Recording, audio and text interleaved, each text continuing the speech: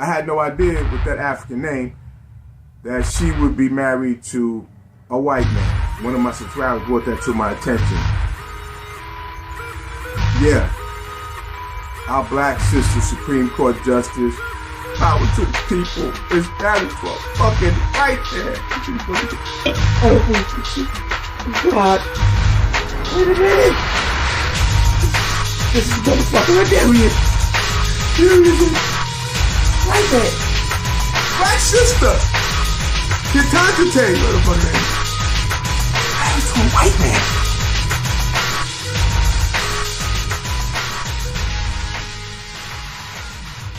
King Musk Chan has brought the white man back. Goddamn right, we're taking him. Musk, We're marrying him. I don't know Chinese honorifics, but I want to call him the Chinese equivalent of Musk Chan. Musk Sensei. Elon Sensei. Yes, sir. Goddamn right. Because I love Chinese Elon that we got here on the screen. He could probably fucking pass if he were to just go walk around. I don't even know. Oh, dude, it's like I couldn't tell if it was a deep fake. I was thinking the entire time, I'm like, that's a very convincing deep fake of this guy. And it was so convincing. I was like, wait, does Elon Musk just look Chinese? Or does this guy look really like Elon Musk? He looks leery like Elon Musk. Oh, that's just tasteless. Although we are allowed to say that on Twitter now because, you know. Yep. Because of Elon's beautiful work. Oh, it's like 2016 again. My Twitter feed looks like a transcript of a phone call with Mel Gibson, baby. It's a cesspool. I don't even know why I'm here. No, it's not. It's exactly the same. Yeah, because I don't want to say things to hurt people. I don't want people to feel bad. I don't like it when people feel bad, especially girls. No, I would never say anything to upset any woman. I never upset anybody. Why would you do that? Who does such a thing? I don't know why you would even do that. Why would you make a fat girl who sucked a dick to get a job at the Washington Post and make her sad? Like, you know, she already cried once. Why you gotta make her cry again? She cries every day. They cry constantly. You know, people do that. Yeah, I don't. Every woman, I think, just is always crying. I was thinking about how good it would be. Did we talk about this last time? Getting to the edge of the world and crying, or just crying in general for doing some manly shit. Another one I was thinking about today. I've been thinking about bad behaviors that must feel really good, which is probably most of them. Yeah, yeah. But the one that would put me over the top, I would think, would be like if I were in traffic. Hey, wait. Actually, hold on. We'll get to the Ninja Girl show later. Maybe we should hold this. Hey. No, traffic. You were saying? If I were in traffic and somebody were to cut me off, how good must it feel to pull somebody out of their car and beat the fuck out of them? It's got to be one of the best releases ever. Well, surely you imagine just pulling the gat out and just unload on these niggas, Kevin. Ga, you know, like. No. I want to feel it. I want to feel. Did I play that as an intro on the show? I saw a video. I forget what.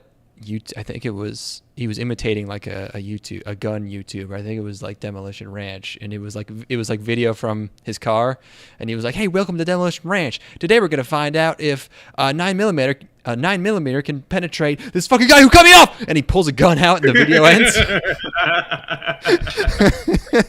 He pulls a real ass gun out in his car, and the video ends immediately. But statistically, I always think about like there's been at least.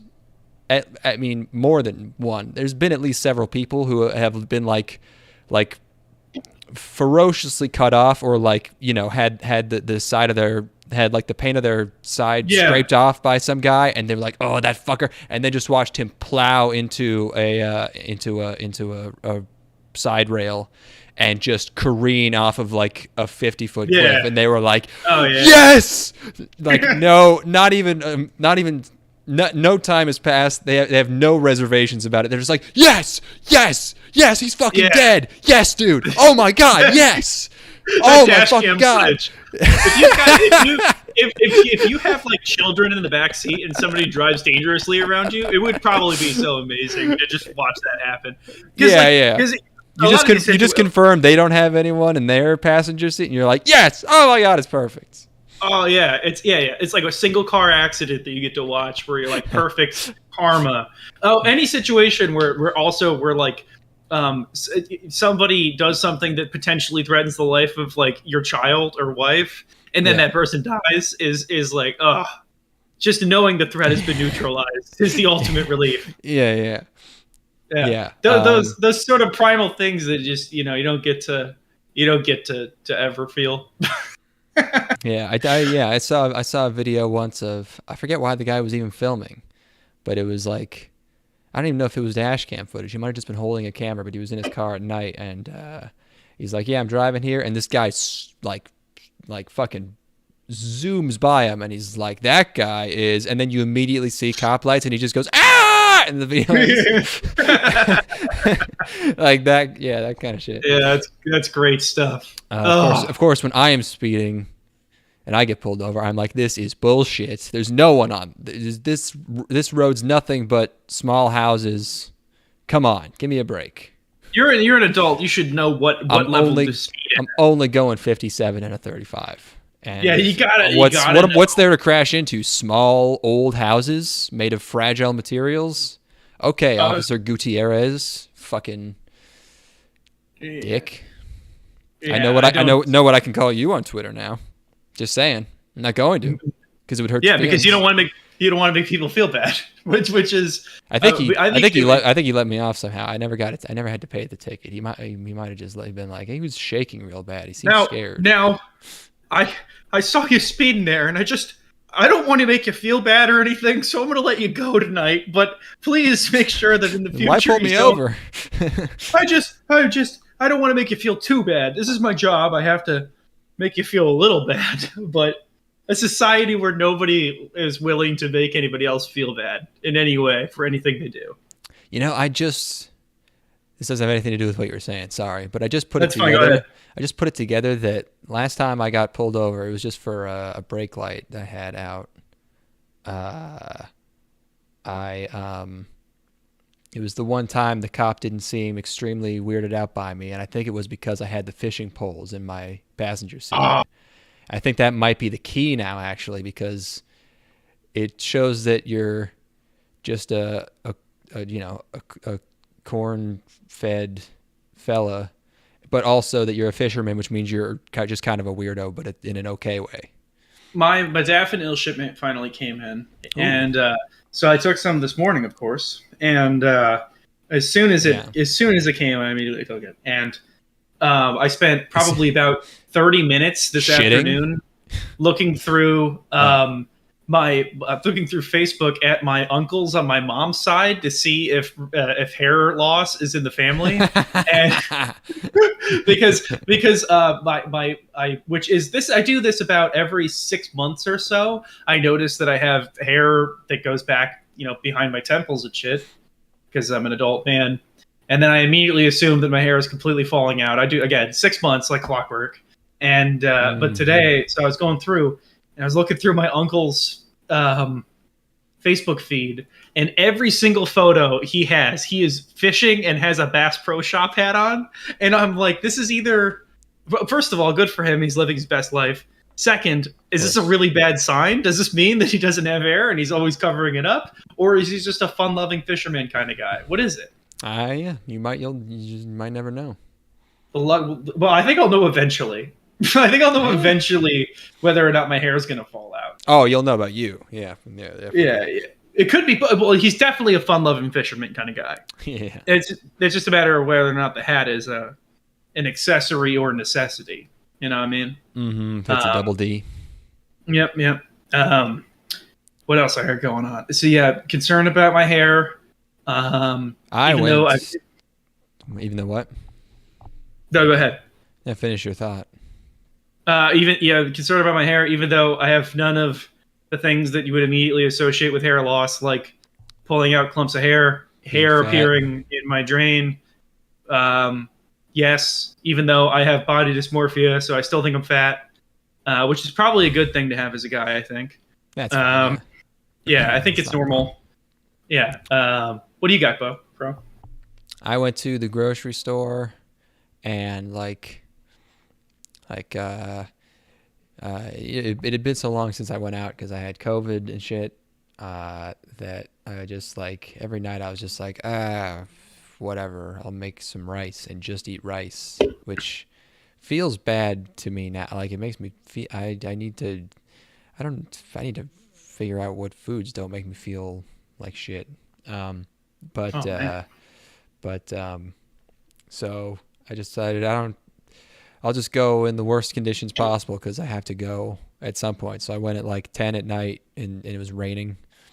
And the only guys at the grocery store are old weirdos. And I realized that, I am already an old weirdo because one of the aisles I was walking down and there was this guy and he was dressed like he was dressed like normally, but in a kind of off-putting way that's hard to describe.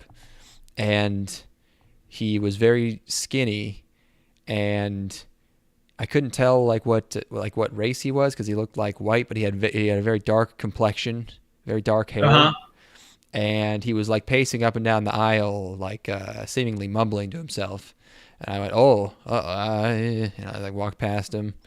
And I got whatever I needed, and I turned around, and I guess in that time he had decided on 3 of the big boxes of instant ramen to just carry. Yeah. And that's it. And I was like, I think that man might be a crackhead, and also I am going to be him one day. That's me. That's just future me. You have to stop fearing it and embrace it. You know, as long as you're prepared, it's you're not dying from it, you're living with it. It's all about perspective. You know, it's like, are you afraid of this? You can't live in fear. You have to know that it's comfortable at a certain point. Like you have to just kind of ease into it. It's like, I assume that my hair is going to fall out. And then I'm ready for it. And if it doesn't come, then it's, what does it matter? I'm just going to go shave my head tomorrow. What do I give a fuck? You could probably do shaved head. Yeah. I don't think it would look that. I did for forever. I had a fucking buzz. Oh yeah, that's why, because you always had really short hair. Yeah, that's why I thought it wouldn't look weird on you. Yeah. People are more frightened of me when I have the buzzed head, though. Sweet. That's bad. But I found a good sort of. I deleted my YouTube history because I wanted new algorithm stuff. I wanted them to feed me new stuff. Yeah, because I was really stale. I mean, it just failed me miserably. Yeah, it's bad. And so they did, it's all crap, except they hit me with a real dinger. They got me with a fucking absolute dinger, which is it's a YouTube channel where they're consistently getting sub 5,000 views on every video, and the guy owns an arcade machine rental business. So he rents out his arcade cabinets to for what, conventions, parties, shit like that, where it's they want to have a bunch of free play arcades, and he also sells them as well, and sells them as well.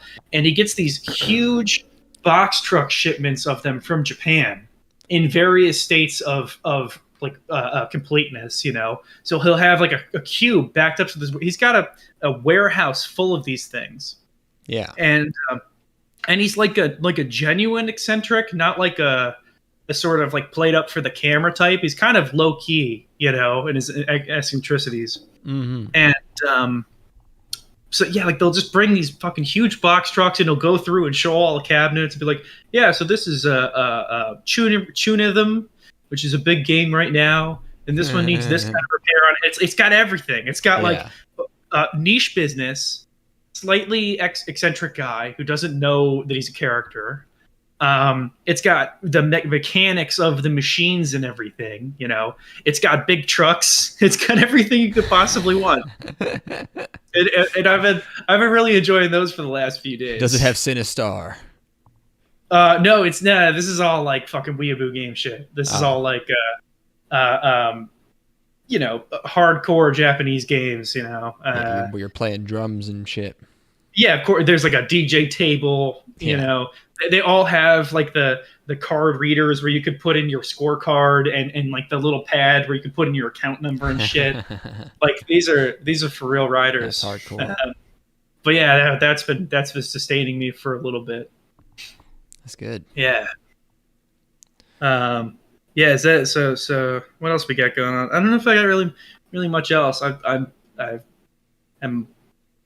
just I've got a really busy weekend, so I'm milking every second I can. Mm-hmm. Yeah. About to finish Legend of Galactic Heroes. We should schedule a stream time for me next week for my skate and talk about the first season of Galactic Heroes. Yeah. Session. Mm-hmm. Which I don't know how to do that. So yeah, just give me a time. I'll do it. Okay, cool. And then I do have a capture card and everything, but I guess I'll get it fixed. I might even just emulate it because it's on PC. You can emulate the PS3 version at this point. But, oh yeah, so that'll be something to look forward to. There you go. All right. Yeah, I guess with all that out of the way, we can talk about the rest of these fucking shows. Yeah, dude. These fucking spring shows. Real quick out of the way, I watched a soccer show that you didn't watch. No. Called Awashi. Does that mean blue foot? I don't know. Soccer manga production IG. It's a guy, a kid. He's really good at soccer, but he's a ball hog because he's too good.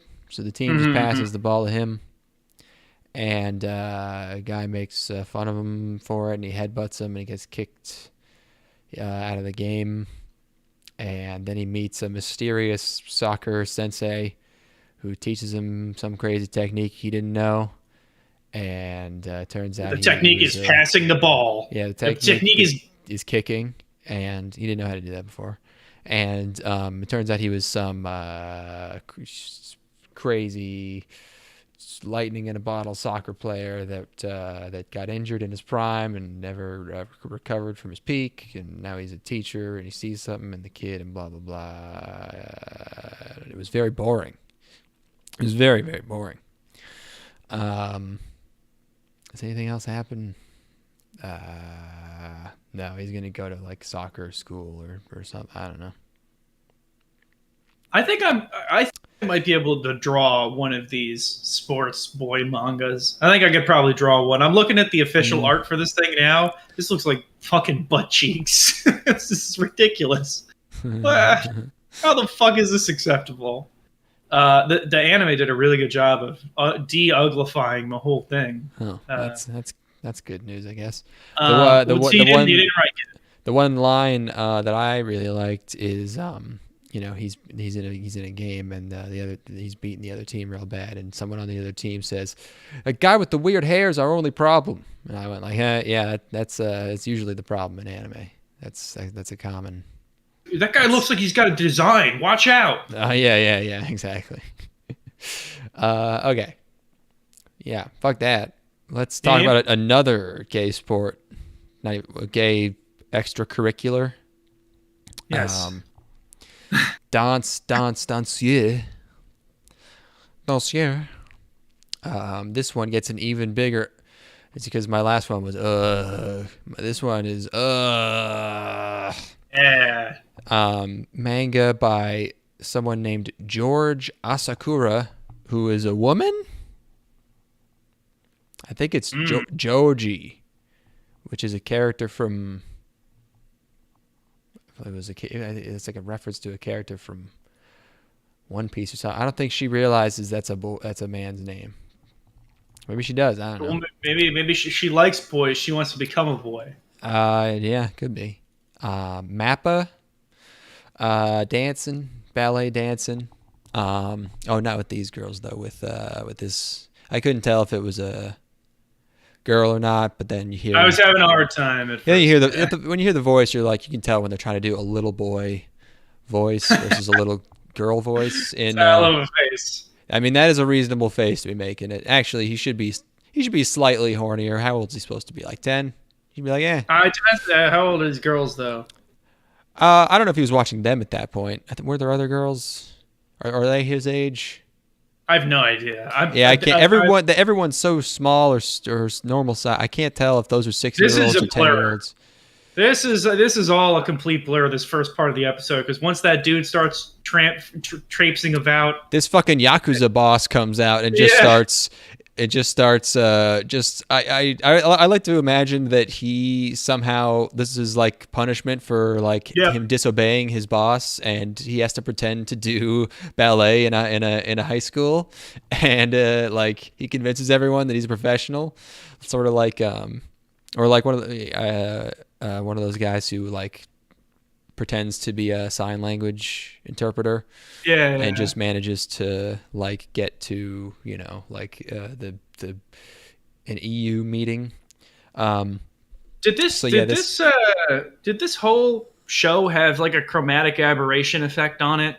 Did everything have like a slight green tint in the outlines for you, or is that just the? I don't think so.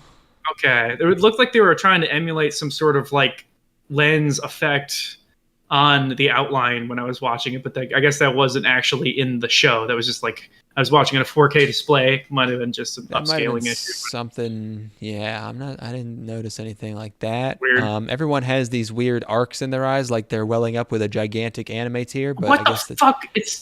That's a weird choice. Is it supposed to represent their arc when they jump in the ballet? I'm probably thinking a little too hard on that one. It's just a weird eye design. It really makes it difficult to sometimes understand what the main character is feeling, because it always looks like he's crying to me. He's a conflicted boy. Yeah. So this guy comes out, like his hair is a mess. He's got scraggly facial hair. He's got a giant body tattoo. Nobody would, maybe people would stand for this, but they certainly would not be able to take it seriously. And also, why is he in this school? Maybe it's an all ages thing, but why is it just put a shirt on him? I guess why has he got no shirt? What the hell? I don't think they do that in real life. No. What kind of beefcake nonsense is this? I thought this was about dancing, damn it. Why are they fucking filthying up my beautiful art form? The main character, oh, by the way, this is the scene where he's like, oh, so this is ballet, Yep. Our main character. And but the whole thing is that like he gets like teased because ballet is not manly, but then at the same time the show's trying to convince us that ballet is cool, and it's not, so they just should not try. You know what? I'm looking through men ballet on Google, and it seems like every other image is a dude shirtless. I don't know if they just don't put shirts on dudes for ballet or something. Yeah. Yeah, but ballet is, the guys are in good shape. I'll give them that. Oh, yeah. What are you failing at to where you end up doing ballet instead of another thing as a guy? Because like with ballet, like ballet dancers, you have to start when you're 10. It's like, okay, what did you not succeed at to where you went to ballet? Were you trying to be a gymnast? How did you end up in ballet? Yeah, maybe you just wanted to touch girls, or you. That was the thing I was liking. When I was looking at this, I'm like, it gets to touch girls. That's pretty. Or they just take boys that are like obviously insanely gay from the time they're like 8, and they're like, "You want to do ballet?" And they're like, "Yeah." Are you kidding me? Yeah. Are you serious, sister? I thought you would never ask. Do I? So yeah. Try and stop me. Somebody stop me. I'm heading down to the studio right now. Oh yes, I can't wait to dance with these girls. Start skipping down the street. Yeah, that's probably what happens. Good for them. They love that shit. And then they're like, "Oh, I have to do what to my pelvis? Ah, ouch! It hurts my toes." Live your best life, kings. So, yeah, he's like, oh, it's so pika bitty bitty sparkly, and yeah, everyone's eyes look like they're crying. Episode 1 was titled "There's No Way I'm Doing This Ballet Thing." I got bad news for you, son. You're in a ballet anime. Yeah, this is you have no free will here. You have no control in this domain. You better start domain. believing. Yeah, You better start believing in ballet. because it's believing in you. Yeah. So as a kid, they have to draw him with these absurdly broad shoulders, so you know he's a dude while he does the ballet. And it looks kind of weird. And then, dead dad out of fucking nowhere. Boom, dead dad. Not even an unhealthy dad. Dad just has a heart attack at like 40. It's all those fucking roids, dude. Japanese dad heart attack at 40. He's the reason that I can't go buy anabolic steroids in the grocery store. It's because that one motherfucker.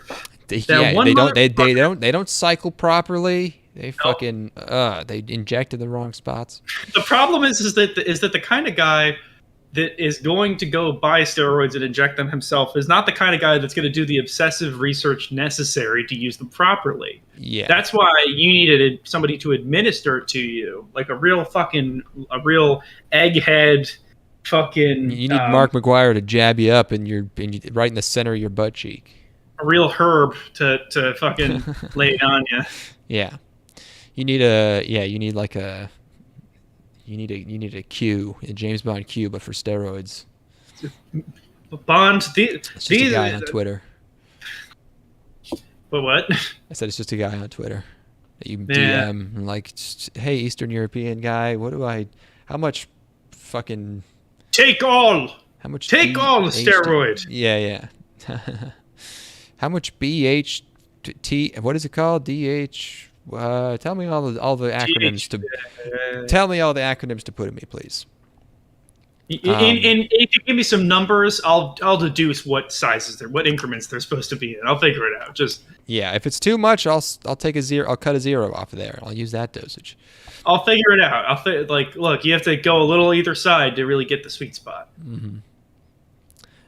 So then a time skip, and he's a teenager, and he's just like he's in like piano choir and also some kind of taekwondo, some kind of martial art thing. So still like 2/3 gay, and he also like is just doing ballet randomly, but he thinks he's like keeping it a secret somehow that he likes ballet. I think everyone can figure it out, man. And there's also this girl who does ballet stuff in front of him, and he sees her panties. And this is when I started wondering, who is this for? Yeah, you would think that it would be like a boys kind of kissing boys show, but it seems like it's instead there's a girl who wants the boy, but then there's another boy at the end. It's not a male, because if she were the main character, then it would just be like a female focused love triangle. Yeah, like a not quite male harem if there's only 2, but actually I think there might be more boys. I forget if I saw them in the that might have been the other show, and they were more boys in the opening. But I was kind of digging the mom. I was thinking that teacher was doing something for me. I was feeling some type of way. She tough, working them hard. This is a good, there's some hot moms in this batch. But yeah, very, very, very strict ballet mom. I like her. Yeah, who gives him tough love. Maybe at one point she'll like have to get up on him and show him how to do a pose or whatever. I mean, she fondled his crotch. Yeah, she doinked it. I'm talking like it's just him and her in the studio, and she'll be like, it's like, I need you to hold me the way that you would hold my daughter. And he'd be like, okay. And he's like, I'm holding her mom. How is this? This is weird. I'm getting a boner. Yeah. The American Pie version. Exactly. Yeah, that's probably not, but sure. I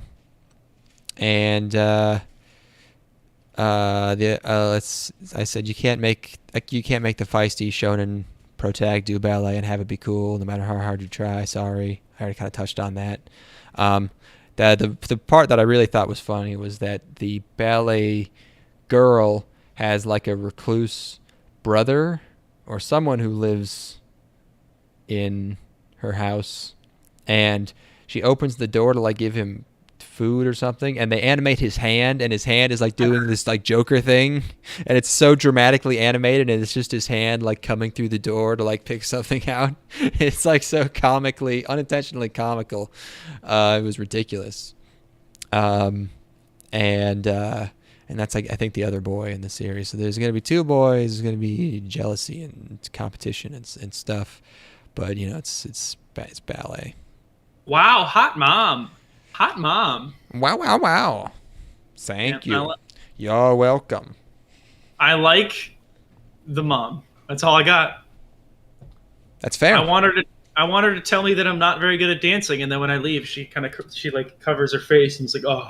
She's just always spanking you, just sexually harassing you. Oh yeah. Oh God. If only. What I would give. Mm-hmm. For this fantasy world where I'm being sexually harassed by older women. Yeah. Okay. Yep. Oh, hey, look who it is. It's the only show anyone cares about. I think I mentioned that last episode, but it's the meme machine, baby. And I say this with the utmost respect, but it is the normie show. I think it's just an objective. Sure. That's not a judgmental statement. It just is. Yeah, Spy Family. It's a manga adaptation by Wit and Cloverworks. Like I said, you could not build a bigger meme if you tried.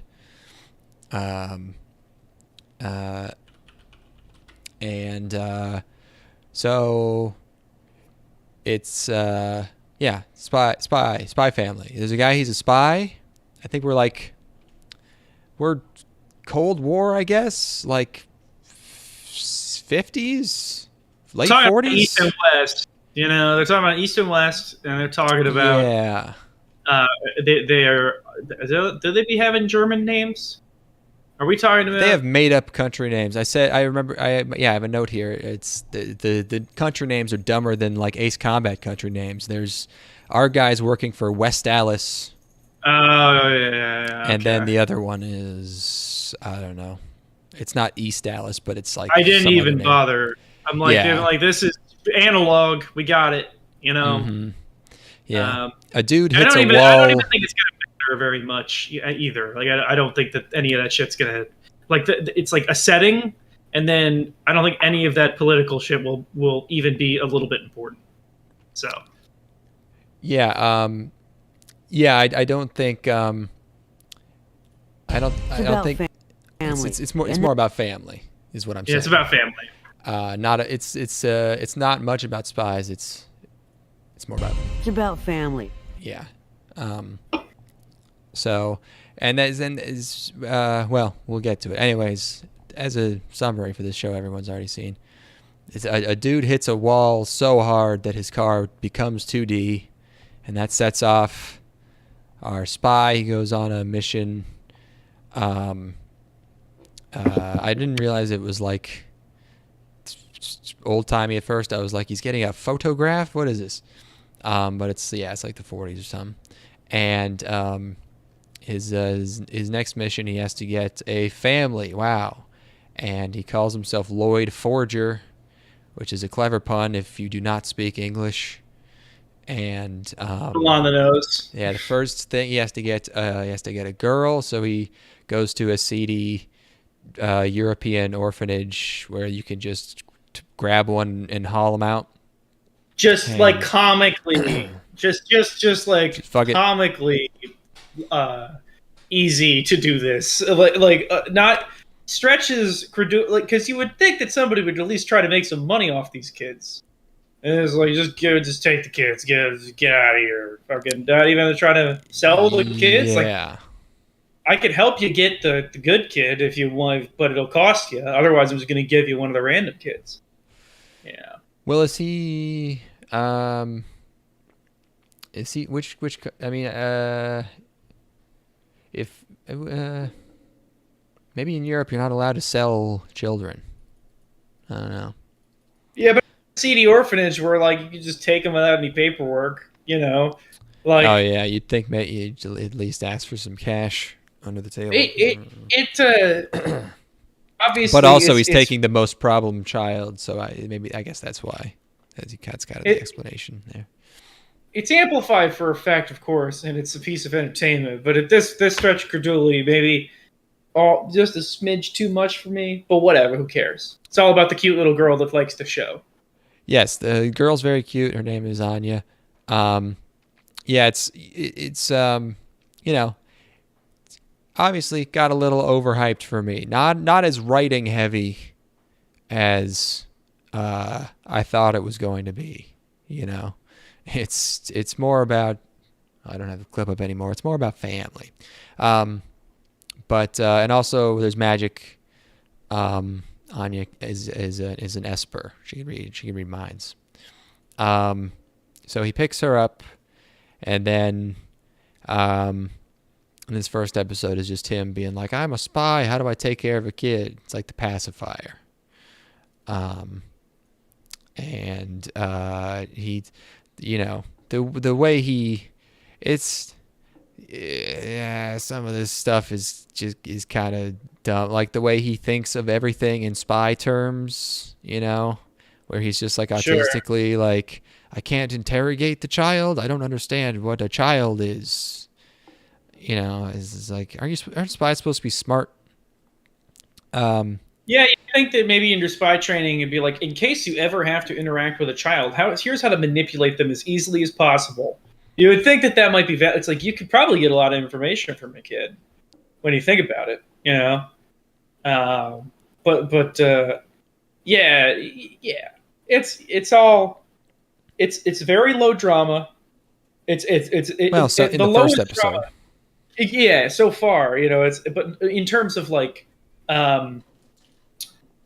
the I don't know how to describe this. It's easy watching, baby. Easy watching. Yeah, I thought it was going to be like a thrilling surprise every minute. But it was just, I came away from it being like, this will be fun at least. You know, it looks real nice. It's well executed, casual viewing, sort of like cute girl. Cute. It's like you walk out. It's like if you're walking out of the movie theater, and you're like, damn, that was an entertaining little piece there. You know, it's not reinventing the wheel, but they're executing it in a good way. Yeah. Yeah. And I'm torn between saying, like, because you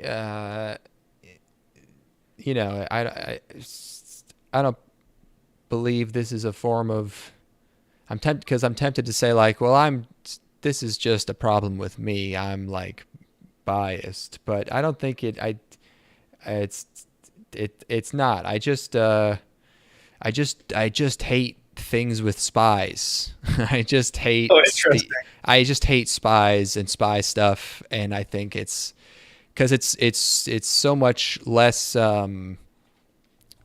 like this, like spy shit in fiction is so much less devious and dastardly and like and it's so much more out in the open than how things actually work in the real world, especially in the 20th century, where literally everything was complete lies, even more than it used to be. And instead, people are like, dude, what if there were dudes passing each other papers with secret ink on the fucking... And it's like, what? No, you just lie. You just pay a woman to say she was raped by someone. Like, this shit is actually much more... The spies in TV shows and movies are more honest and straightforward than people in the real world.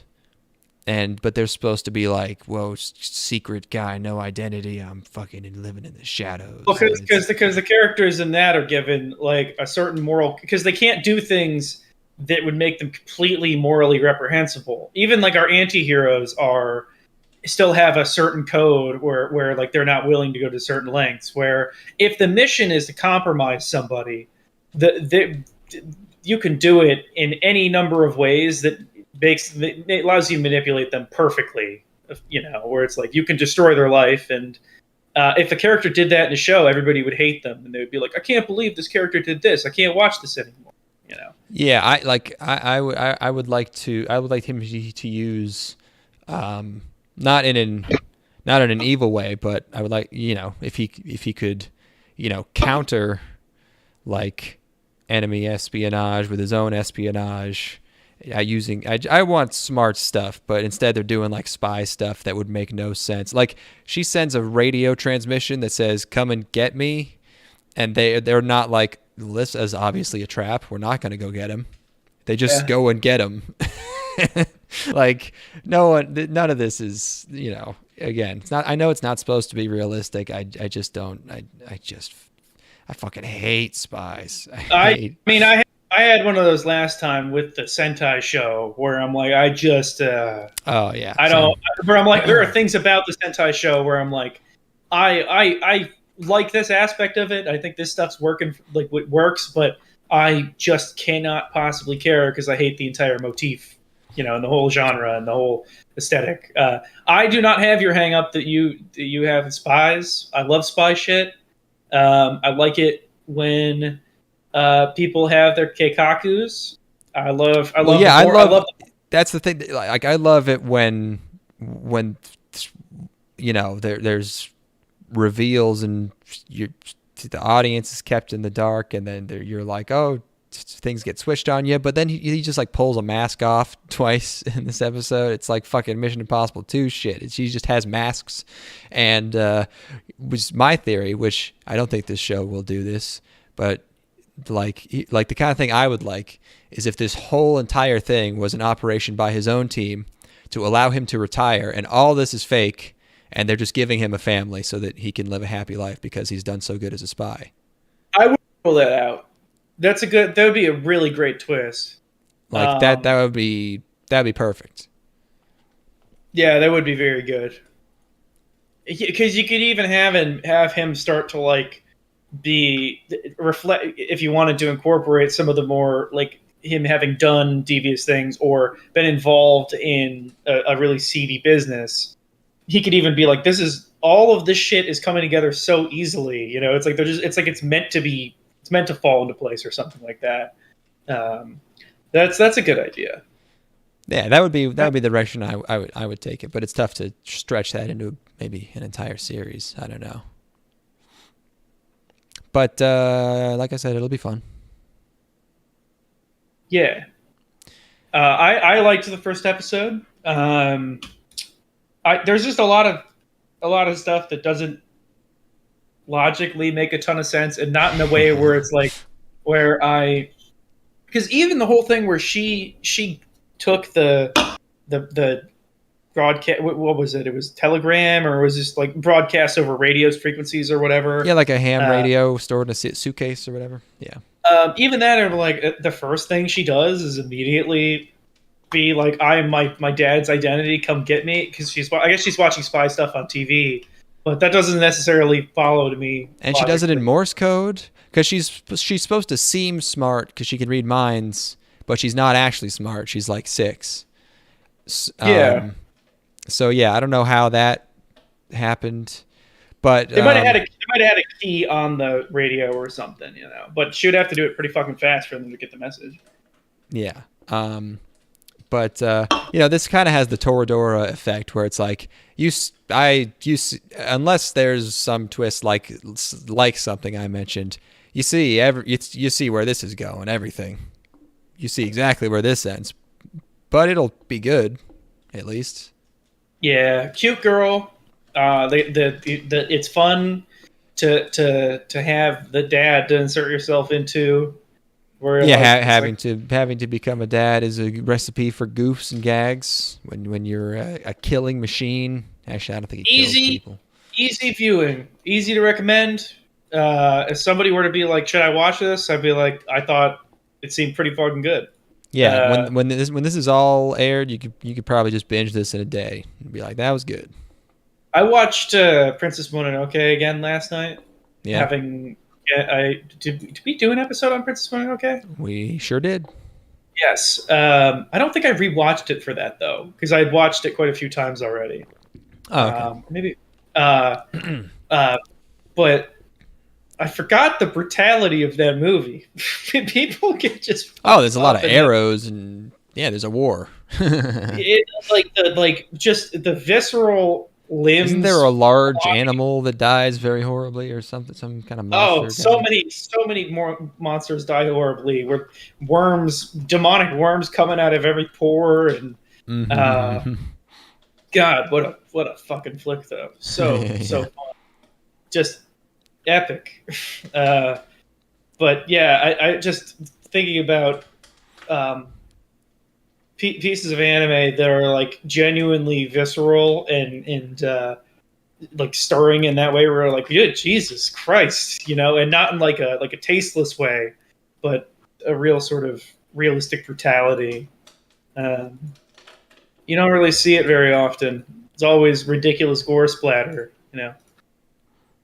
Anyway, what if it was Guy Family and he was like, hey Anya, what am I thinking right now? And she goes, that time you went to Coachella with Bernie Madoff. With Bernie Madoff, and then boom, clip, and they're both in a tent and they're on peyote, and he goes like, hey Bernie Madoff, what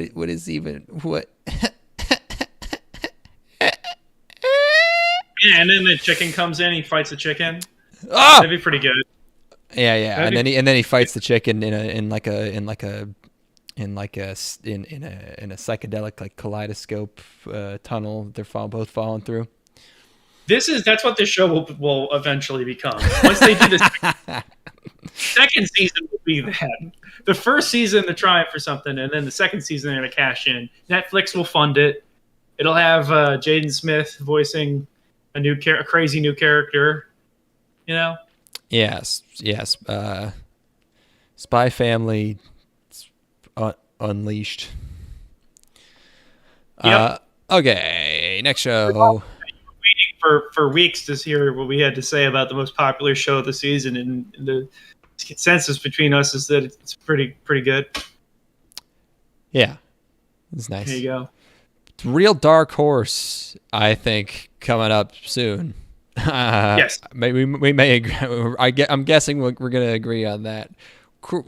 Out of nowhere,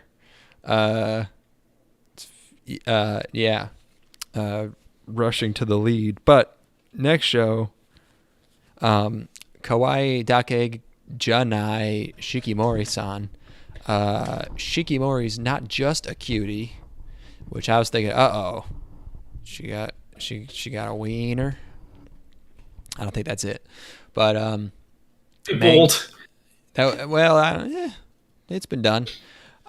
Manga Dogakobo. I believe this is their A-team show this season. The other one looked gross. This one has a little weird eyes too, but also hottest mom.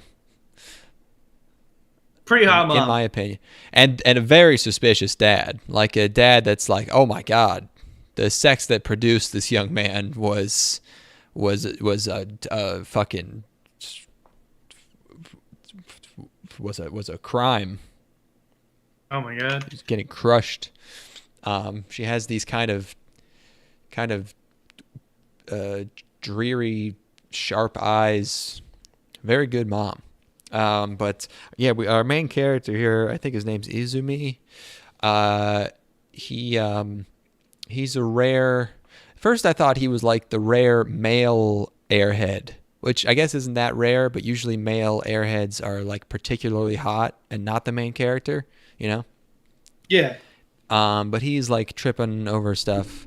And then he started tripping over stuff so much, I was like, wait, this dude, I don't think he's an airhead. I think he like legit has CTE or something. Like he's like disabled. Fucked up. He's got some sort of balance disorder where his can't walk. His ear canals have problems. Yeah, he's got inner ear. And then we meet his girlfriend, the title from the title of the show, Shikimori-san, and it's clear that like she's very cute, but you know, the title, she has something, and I was like, okay, what's her thing? And at first it seems like she's like overprotective, but then he says that her thing is that she's cool, and that's, I guess, the closest thing we had. That's a very nebulous character trait to base your whole series on. Help me make sense of this. What the fuck is the hook here? What is it? It's she's like good at stuff. She's good at stuff. And like, well, at first it's like she's cool. It's like, oh, okay. So she's like she's like kind of she's acting like the male. She's the boy role in the relationship. Like she's the more assertive one. But then that's not really it exactly. No, like a little bit. They don't really like commit fully to that. Like she gets embarrassed, and he does too. Like sometimes he's the cool one, sometimes she is. And I was like, oh, is she just like way more coordinated physically than him because she's always catching stuff that's about to fall? Oh, and then you realize he's not actually clumsy; he's cursed. They don't make that very clear until later in the episode, but he's actually just got bad, evil juju, and stuff is just constantly almost falling on him and hitting him in the face. And she is very good at defending him from it. So we go from like, okay, she's cool, like she's like the cool girl, but then it's like, oh no, she's actually just very physically capable. And then at the end they start like hinting at something else, like she knows something, like she knows the future. And I was like, wait, is she in a time loop? But then the episode just ends and they're like, I'm like, what the fuck were they just hinting at there? Because she's trying to like avoid his questions and is acting very suspicious, and I couldn't figure out like, is she in a time loop? Does she? This know is just no. I'm glad that you were also speculating, as I was, as to what is supposed to be happening here. It's just poorly executed Drek. It's just that they fucked it up. They just like saved the hook for the next episode, which would be crazy. No way. They just blew it. They just. But she's acting so weird about something. Like she knows something. Unless that's her like being embarrassed about her incredible reaction time. But that doesn't make sense. Did he die? And then she made a deal with some kind of Shinigami to be with him forever. But then she got the monkey's paw version where she gets to go back to when she met him. But then, you know, she's in the timeline where he has to die. So she's in a Groundhog's Day where he just keeps dying over and over. But then every time she loops, she can make it just a little bit further with him because she knows. No, stop. I've just read through all the synopses everywhere. No. Oh, you did? Oh, okay. No, I just didn't know. While you were saying I was thinking about elaborating on my theory there, and I was like, is Ethan gonna think I'm fucking crazy? No. Are these crazy thoughts that I'm having? No. I was with you. Okay. I went through. I had to get to the bottom of it. I'm sorry. I owed you listening to that, but at the same time, for both of our sanities, I needed to get to the bottom of what the fuck this is. And I'm glad you did. It's just that they fucked it up, dude. It's all every single thing is just describing it. It's like it's about a sort of meek herbivore boyfriend, whatever that means, and his cool or his cute and sometimes intimidatingly cool girlfriend, and he gets into trouble and she gets him out of it by being cool.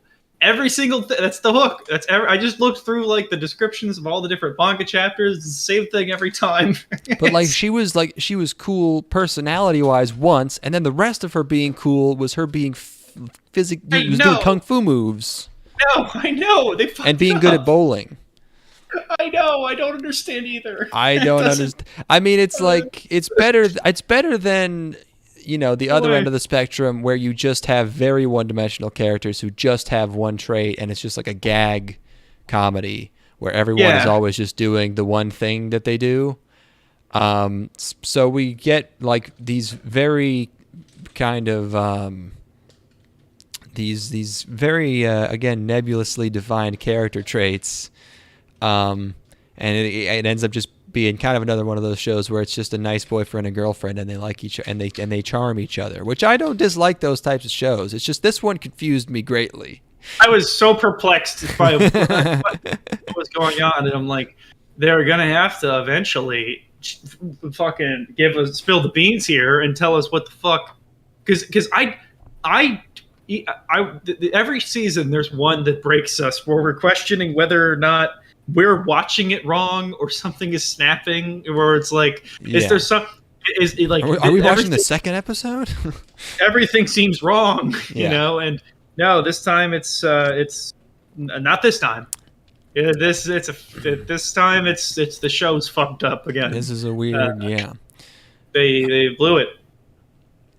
Yeah, but you know. That's another one where like it'll be cute at least probably. She's got friends who are girls. Yeah. You can send explanations as to what the fuck is going on to please God help us. I thought you already figured everything out. I thought you read all. I know. Why are we engaging with this wrong? Why are we out of sync with this? There's no way that somebody put something on TV that doesn't make any sense at all. Like they just completely it makes sense. It makes sense. It just throws in throwing red herrings into a romantic comedy is actually maybe a revolutionary move. Oh, it's like how do we get people to watch episodic television again? I know. Just dupe them into thinking that it's serialized and that there's going to be some sort of narrative happening. Just This episode they go to karaoke, but then it's just like it's just like she knows that she knows how to repair the building's power, and they find a skeleton in there, and she has to hide it from him. And it's and you're like, wow, the fuck, what? And then they just go back to school and they accidentally touch hands walking home, and they both turn away embarrassed. It's like, and the people like in forums 10 years later, what the fuck did they mean by this? What did they mean by this? What did they mean by this? Yeah, that would be a good one. That'd be a good gag. Maybe this will do that. I don't know. Yeah, that was a fun, weird, fucking fever Mind dream. Break. Yeah. You got a Kono healer. I watched Kono. Oh, I have more. Oh yeah, Kono Healer Mendokusai. The English title of which is "Don't Hurt Me, My Healer." That's not what that means, but okay, sure.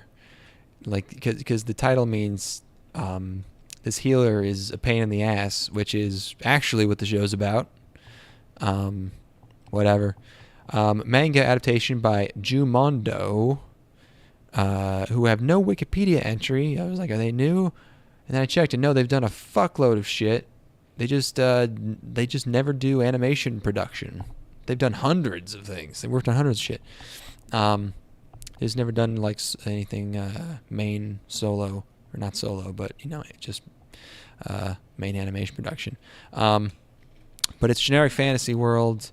And it's a knight fighting a rhino bear, and this healer girl shows up. Very interesting design. She's short, like dark, but like grayish skinned with silver hair and elf ears, and she looks like a train conductor or something. That is an extreme Dutch angle on that shot. that pan was very weird. They were like, we don't want the pan to be that long. Just get as much fur and frame as whatever. Yes, she's very annoying, and that is the joke, is that she doesn't realize that she's being annoying, but she's very, very unhelpful in healing, and she always picks the most difficult position to take to keep from helping out this adventurer. But then she accidentally casts a spell where they cannot be separated, so they have to travel together. And then there's a really way too long bit where most of the episode is another gag where the bear ends up talking to them as if he is like like a therapist and like a couples counselor, and they try to work out their differences, and it's like, oh, it's like fantasy stuff, but it's playing out very mundanely, like real world. That's funny. That is comedy. Have you actually thought that might be pretty funny? I thought about it. So other things that happened in the episode were he gets injured, and then they go back to the bear's place, and I saw this punchline coming from the beginning, but I did like how far they went with it. She starts the healer. She starts going into this speech about how she tried to put his face back together, and she fucked it all up, and he looks so fucking weird now, and she's so sorry, and she tried her best, but there was nothing she could do, and the whole time he's looking at the mirror, and then like her and the bear start sobbing, and like they just keep going about how apologetic she is, and how horrific a job she's done, and how she'll do anything to atone for it. And obviously, of course, his face looks exactly the same as it did before. So that was a joke. And then they set off on their quest, and she's very unhelpful and annoying, and yeah. So I get it. Yes, sounds sir. pretty funny to me, bro. Yeah, you should watch it. You should play. Hey man, why are you so fucking critical?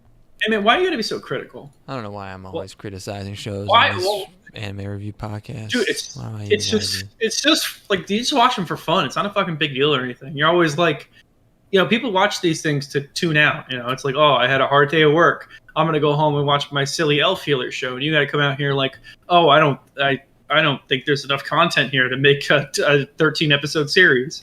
What the fuck's the deal with that? I don't even think this is the only show this season with an elf. You could just watch any of the others. It's like, oh, I want to watch the one. It's like, funny girl elf do bad magic. Some of us just want to. Some of us don't want to. You didn't even watch this show.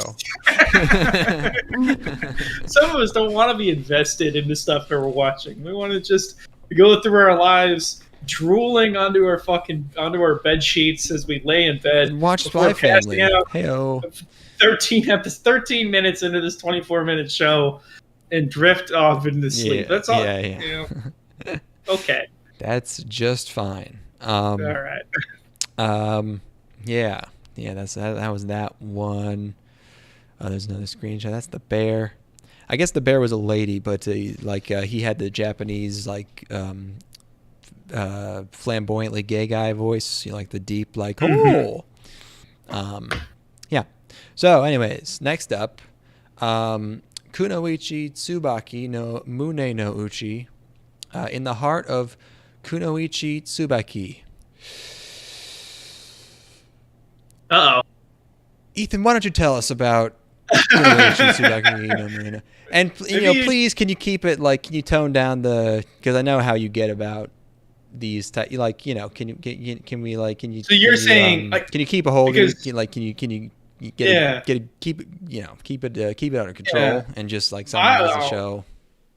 Well, I have proclivities.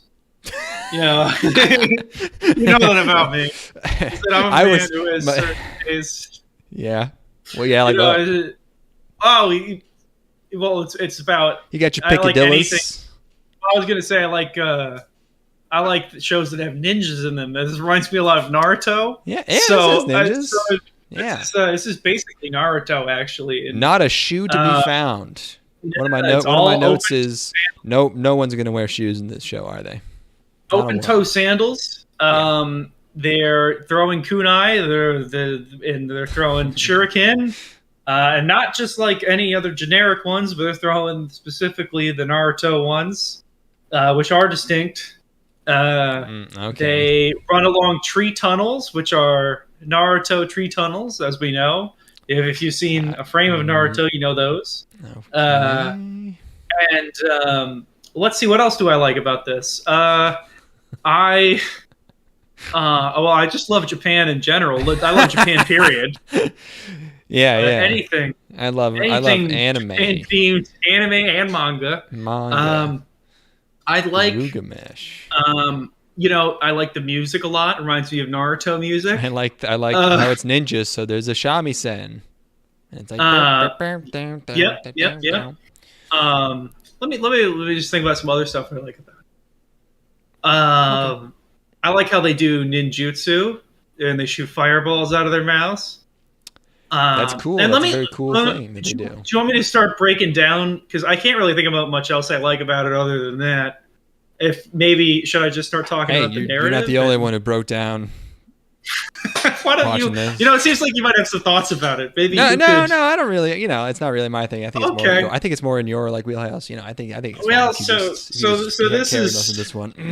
I'm just gonna turn my mic off. Actually. Yeah, I was gonna say maybe you should, but the story follows Tsubaki, who is she's a lady ninja. She's going to a ninja academy, she's like in a village of women ninjas, and they're learning to do ninja stuff, ninjutsu, throw kunai. And there are no men in this village, and they have no conception of what men are really. They have what they hear through rumors and speculation, and most of it seems like they don't really know anything at all, and they're just kind of making stuff up based on like hyperbolic exaggerations of what they know about men. And they think of them as almost monster-like and like the enemy. And Tsubaki can't help. They talk about these men as if they're monsters, but she can't help but be somewhat fascinated by them and wants to meet one and see them, so that she can understand these feelings that she has inside of herself. This sort of rumbling, sort of latent fixation that makes her feel a certain strange kind of way. Might call it a tingling, maybe. Perhaps. I'll remute. Maybe a warmth that blossoms forth from within and flows out, and some sort of deep primal calling and urge, perhaps, that drives her to set out to find these men and understand them more. So anyway, one day she's two of her friends are off. They want to go fight men because they think they're villains or whatever, and she goes out after them to try to bring them back. And when she finds them, they're in close proximity to some men, and she gets to meet one. We don't get to see much of the interaction, but it leaves a significant impact upon her. And it seems like she's been deeply affected by this interaction that she had with this man. I can't stop thinking about that man and men in general. Whenever she hears man-related conversation, her ears perk up and she's completely absorbed by it and stops whatever she's doing and can't even. She's so boy crazy that she can't even act right. She can't even pretend. And her friends start to think that she's sick or something. To prove that she's not, they're like, is she afraid of men? Is she scared of that man that she met or whatever? But secretly, it seems like she might be interested in men for reasons other than just wanting to fight them, if you catch my meaning. That's Kunoichi. She wants to get cummed in her pussy. Yeah, she wants to be fucking absolutely filled to the brim. Which is weird because out. If you think about it, like they have no reason to think of men as anything other than how we think of Sasquatch. So really, this is the story of a girl who wants to have sex with Bigfoot.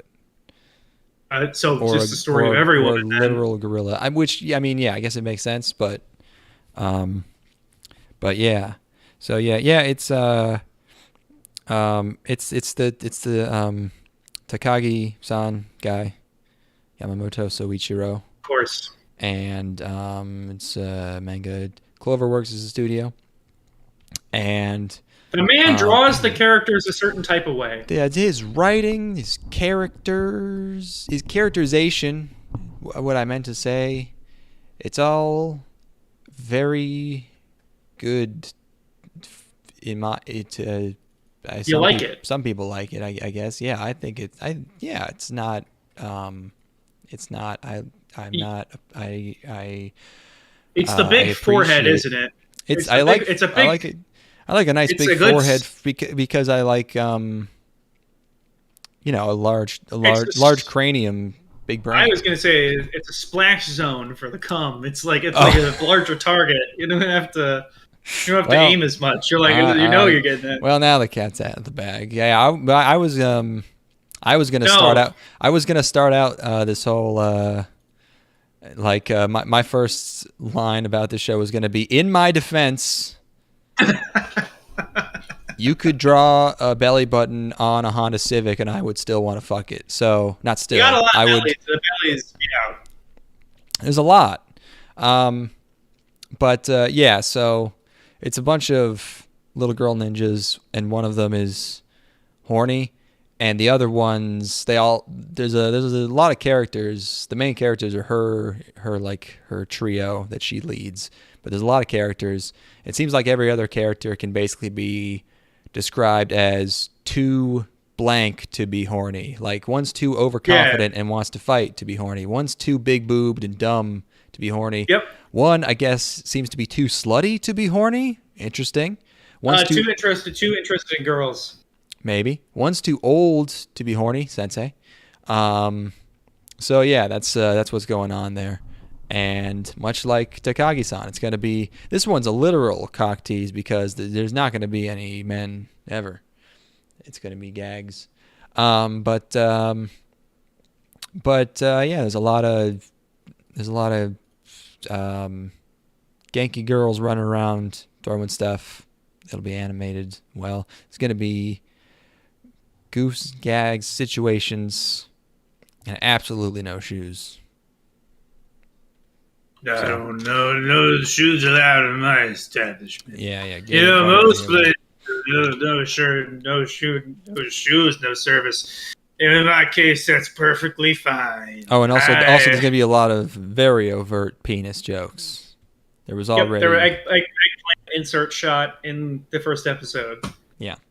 And they do... ninjas, they're doing some weird flying where they're like not...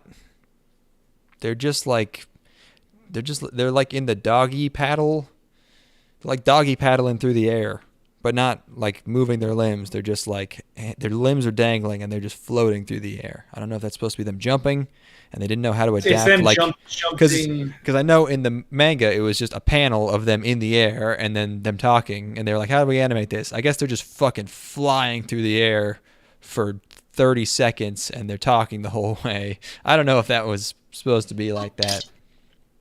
But in anyways, the language of ninja anime, that means that they are jumping from branch to branch. That is, as we know from Naruto. I suppose, yeah, that's probably that is how they do that. No, I forgot to mention they Naruto run as well. They do arms out behind. Yep. Mm-hmm. Doing the Naruto, not accusing of any sort of plagiarism. It's just a I genre. think it's just the way things are now. Yeah. It's just a genre, basically, I think you could say, or like a certain aesthetic that exists. The mesh sort of fishnet style, it's supposed to be armor. That's code for armor. Is that what that's supposed to be? It's supposed to be chainmail, yeah. I like thought ninja chainmail. I thought that was straight up just like fucking, it's some old form of Japanese clothing, but they're using them for purposes that are maybe not. He chose. No. I think he chose them for not entirely for historically accuracy purposes. Mr. Masashi Kishimoto did the same damn thing, and everyone's like, "Is this a fishnet shirt?" And it's always this. It's chainmail, but it is not chainmail. It just does. It serves the purpose of a fishnet shirt in this context and in the context of Naruto. So. Yep. Well, yeah. The man likes his brats, and there's a whole bunch of them here. So it's just a bunch of brats running around having fun. What silly little girls? The show got them. Yeah. Okay. I kind of thought that I was a little. I was bored of the gag pretty fast. I did not need to hear 8,000 jokes about the word men. I hope there's more variety in that's going to be the sort of the driving comedic center of the show, but yeah, I hope they toss some more stuff in there because yeah, if it's just she's interested in men jokes, but I bet there's more to it than that. Could be a little boring if it were to just be the same thing every time. I don't know. Yeah. All right, give me one But second. then I'm again, gonna pee before we do these. I didn't get bored with Takagi, and that's literally the same joke. And they're just doing a third fucking fourth. Was there already a third? There was a third. I just didn't watch it yet. Just Phil, he says. Just Phil. I don't have any. We already did. We talked about everything that's happened in our lives since the last time we recorded. Just Phil.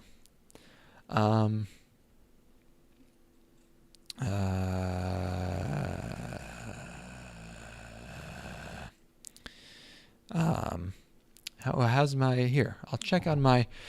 I'm syncing, or what is it? Not syncing. What's it called? I'm setting up this NAS server.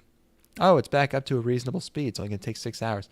Yeah, I got this 2 terabyte drive with some problems, but no hard drive fixing tool could detect any bad sectors, but they're clearly fucked. You can't read from them at more than like 20 kilobytes a second. So that's going to be a bummer when I have to read from that drive, but I'll just replace it as soon as I make sure Unraid is working for me and does what I want it to do. Yeah, so it's just doing this initial parody operation. I'm ready, baby. All right. Yeah, so so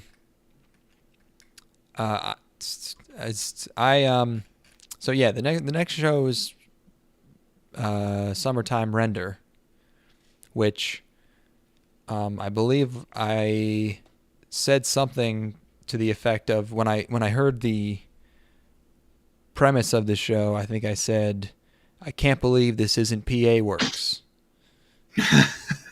And I'm still I was a little on I wasn't far off. But this is the one I was talking about. I was, as I assume you were, kind of blindsided by this one. Hell yeah. Manga, OLM. It's a guy who's been gone for 2 years at school, I think, coming back to his small island hometown, and I think this is just Higurashi. I mean, that's not an island, but there was also Island, which was also, I think, kind of like Higurashi. But I didn't know that at first. I didn't, because I'm thinking like, okay, this seems kind of like a PA Works show. It has this pretty simple premise. He's coming back because his childhood friend died, and so I'm like, okay, this is either going to be a healing drama, or it's going to be a mystery, and in either of those scenarios, there could be supernatural elements involved. But that was like, okay, it's going to be one of those things. And then the OP comes in, and it's like this monochromatic kaleidoscope with all this violent imagery thrown in. And then at the end, he points a fucking gun at his head. Where is it? There. And you're like, whoa, what is happening in here? Yes. And I was like, okay, I am intrigued. I'm interested now. I like it when kids point gun at their heads. Oh yeah, it's always cool. So he wakes up, he buries his face in a mysterious lady's boobs. He gets to the island. His dead childhood friend's insanely hot, tan sister greets him there. Oh my god, dude! The ladies in this show look, besides all of the intrigue and the actual good pacing and like direction, aesthetics, camera moves, things that you like, just that production value, baby. And just delineating information in a way that keeps you extremely interested, but the girls are smack-a-lacking. Even like from fucking the get-go. It's like it starts with this POV shot, of the main character having this sort of vision, or it's a dream, Or is it? and it just immediately like reminds me of like a really good visual novel like 999 or something, or like it reminds me of like one of those kinds, like the nonary games. It just unnerving immediately, in spite of the sort of idyllic environment of this town. Already feels off. Anyway, sorry to cut you off. Yeah, no, that's fine. Yeah, he gets to the island. Crazy hot brown. I already said all that, but boy, can't emphasize that one enough. And there's still this suspicious lady in a suit, just hanging out in alleyways. Whatever. They don't really seem to pay attention to her. No one seems that sad,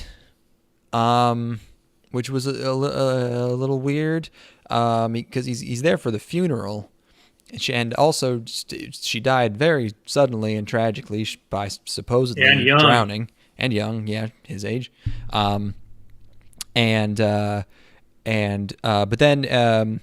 at the funeral, he meets his buddy, who is sad. So it's like, okay, someone is sad. That's good. That's grounding. We're not in bizarro Twilight Zone. Some people are sad. And then the idea that possibly foul play involved. So I'm like, okay, it is mystery. Because supposedly the cops found marks on her neck. Oh, so she died trying to save a little girl from drowning, is the story. And also, there were a bunch of witnesses. So it's not really like, it's up for debate so far. Well, there's this like great element immediately of the town's rumor mill going on, where you've got like people are hearing stories from other people. The rumor is that a coroner came and did an autopsy on her or whatever, but he learns from his friend, who is the son of the coroner, that no, the rumor is incorrect, but there's this other sort of element that's even in some ways creepier, where it confirms foul play, basically, or almost. Yeah, well, but possibly, like, did she have the marks before she went in the water, or something waiting for her in the water, someone waiting for her in the water? But, there's no leads, so they just have to, unless the cops are corrupt, they just rule it, an accidental drowning. But then they throw so much stuff in, there's, I love shit like this. Like, he's at the funeral, and there's a random camera flash that everyone notices, and no one knows where it came from. And then they just move on to something else, and you're like, "What the fuck was that?" They just keep adding. So many layers, baby. Weird stuff keeps happening, and you're like, "Oh yes, I'm invested. This is great." There's strange things happening that are actually strange, and that I don't actually know an explanation for. And that's when I realized, unfortunately, because I have a sixth sense for this kind of thing, I hate to rain on everyone's parade, but I've seen this before, and there is, of course, a 99% chance that this whole thing ends up a total and complete train wreck mess. But this is an amazing first episode, at least. That's the thing, is that, like, we see, of course, it's very likely, but that spark of hope that you get when you get that first hooky episode. Oh yeah, I love the hope. Hope springs eternal, baby. It's just you get stuff like a little girl looking up at a house, completely blank-eyed, and then totally just no idea when this is. Just cuts to her doing that. Great character too. The cop relative. The cop relative's got some creepy shit going on too, where he does like a look towards the camera as somebody's walking away and makes like a sound or something. He's looking at porn in public. Yeah, like something's weird with him. There's a Santa Claus with the guns walking around, telling legends, and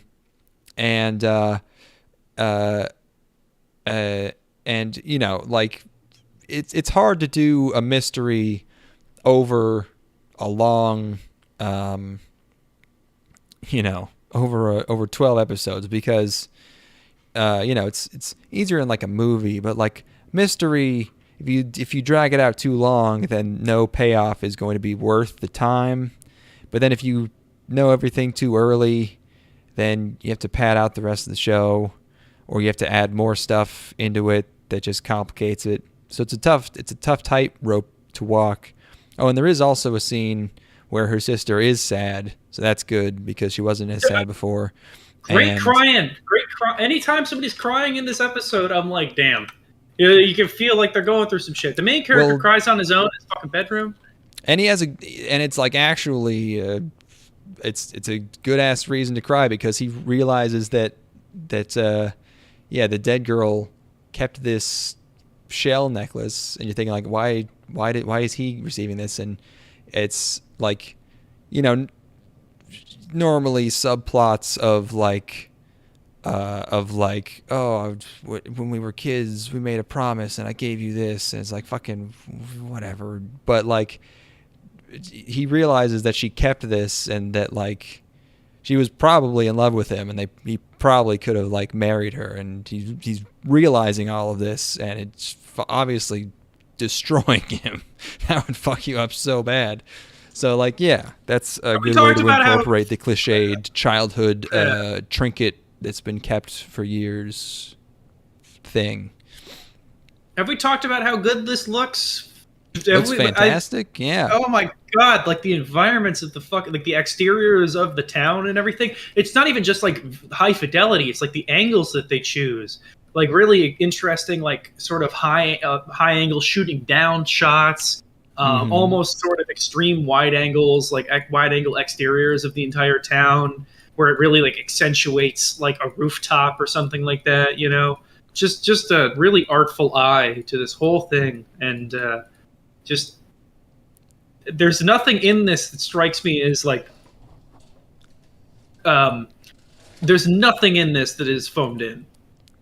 Which like yeah, totally. Riveting. As soon as I got to like the opening, I was like, oh, they're doing something, because this is weird.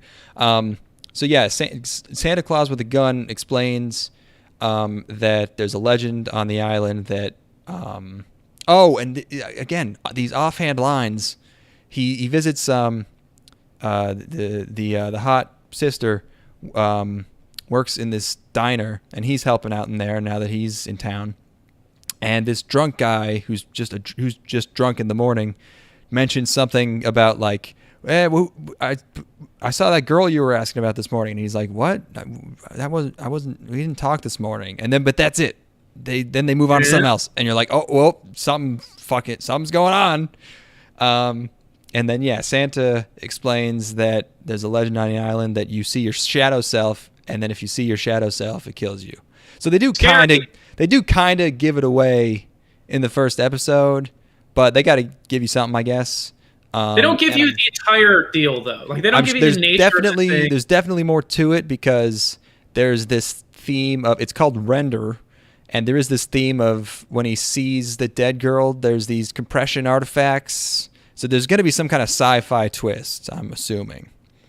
There's going to be maybe a scientific explanation for this. Reminds me of like Lost, or it's like what, it's Losty. Yeah. Yeah. What could be the reason for all of this? Right. So they, him and the sister. Oh, so the girl that the dead girl, the little girl that the dead girl was trying to save when she drowned, and her entire family have gone missing. So our two kind of main characters go to this shrine that people supposedly go to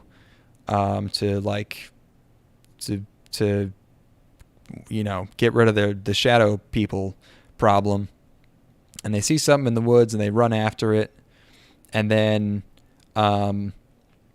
they find the suit lady who was on the boat, who has been shot. Yeah, boy.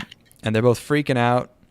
And oh man, I got so many screenies. I love her sneakers with the big dorky socks that she wears and the shorts. He looks over. There's a straight up two of his sister girl, and she and shadow her, or maybe it's not even shadow her. Who even knows? One of them just fucking shoots the other one in the head, and you're like, oh shit! And then she shoots him, and you're like, I audibly screamed, yes! Oh my god! I was like, very nice. Because and also they start playing the music like the Japanese. You have a ghost problem music, the ha, and you're like, oh fuck. And then there's just a gun, and then they both get murked, and I threw my hands in the air. It was like, yes, yeah. And then it ends up being a time loop, and I was like, okay, but still, it was pretty nuts. Yeah, this shit be popping, dude. That was and then the ED is crazy time too. It's weird music, and it's just live action footage of this island. It's either a real island or an island that it's based on. But yeah, that was wow. Wouldn't it be cool if they killed this shit? That was jam packed. And there's probably already like 4 episodes out. Maybe it's already become a train wreck, and we sound like idiots right now, or maybe everyone knows how amazing it is. But I'm gonna watch more of that. Yeah, I mean, imagine, just imagine if they could do it. Imagine if they did, like, just kind of stick the landing, like, it's almost like Odd Taxi.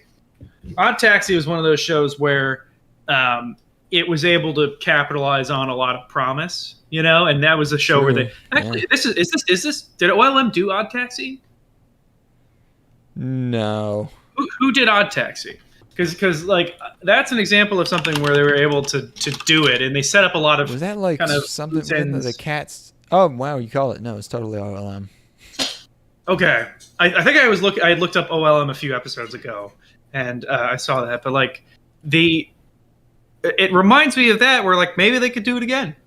Maybe they got the talent to pull off another one of those where it's just like unique sort of to the story, and pull off a very, very promising premise and a lot of interesting sort of hooks in the first episode that deliver, who could say? Yeah, like it's tough to have things like this have satisfying conclusions, and I'm a big fan of inevitable tragic futures. I like self-sacrifice. I like some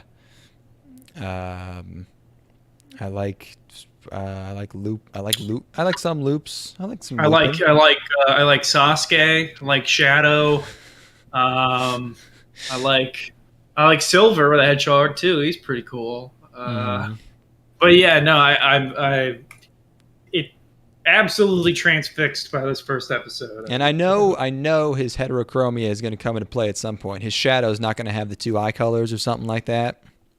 Did I bring this up recently? What's that? I feel like there's probably more heterochromia characters in fiction than there are real people with heterochromia in the world. And I feel totally. Like it's like, how many people have heterochromia?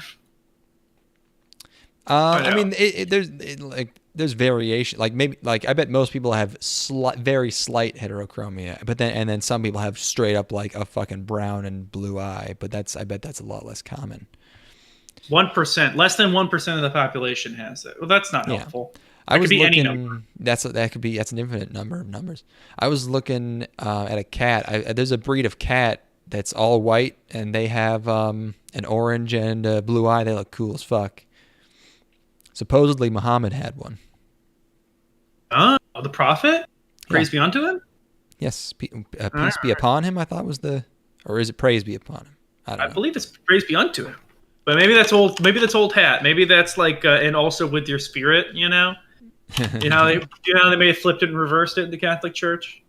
Mm-hmm. Praise be unto him.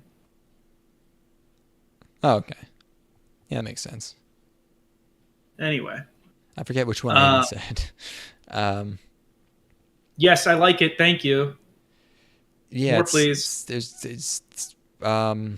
yes, intrigue. I approve. Thank you. Thank, I like that. thank you, I like all Caroline. the like, lens effects you guys got going on. They're not tacky.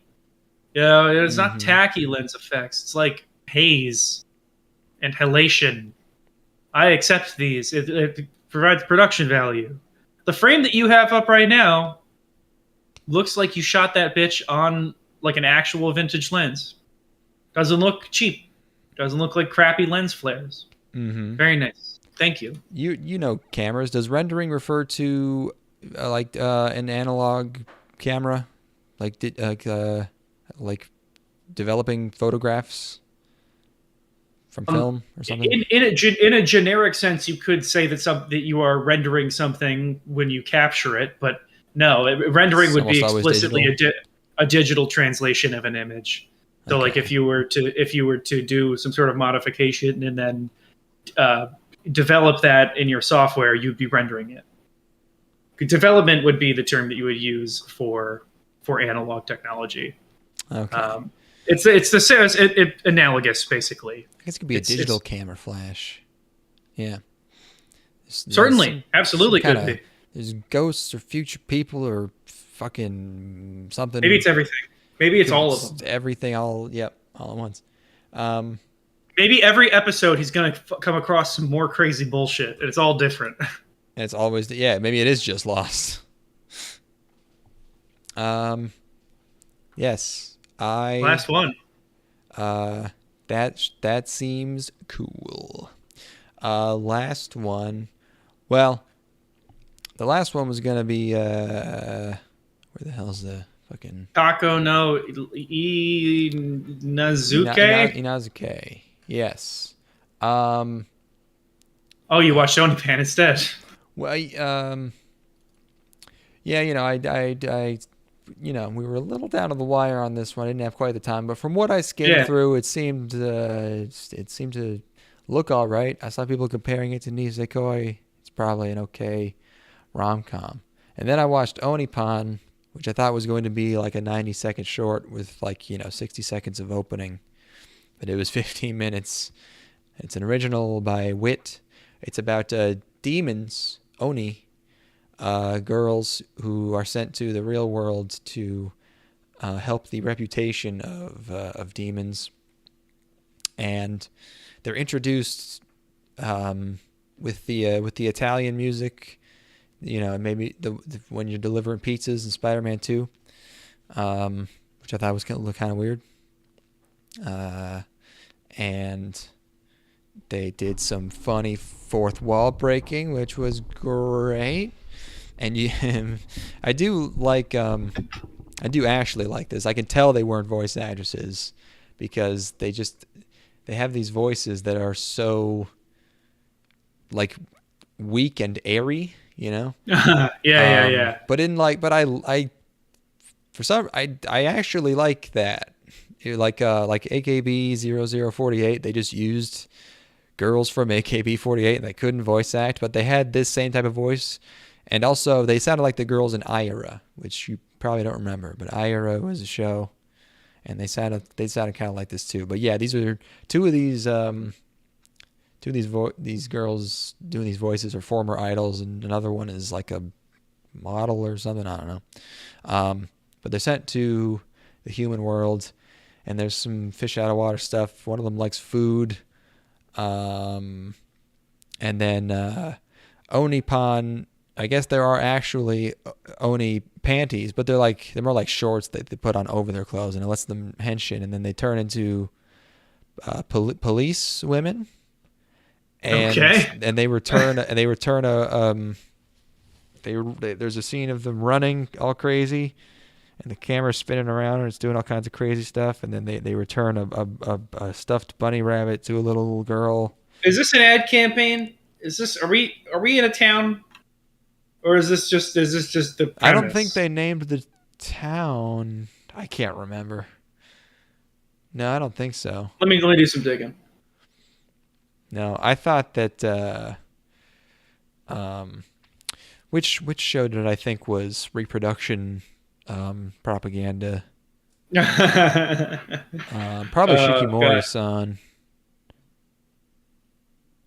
Yeah, I think Shikimori-san was like, "What if you had a girlfriend that was cute?" Yeah. Yeah, of course. Oh, yeah, of course. The OP is pretty catchy though.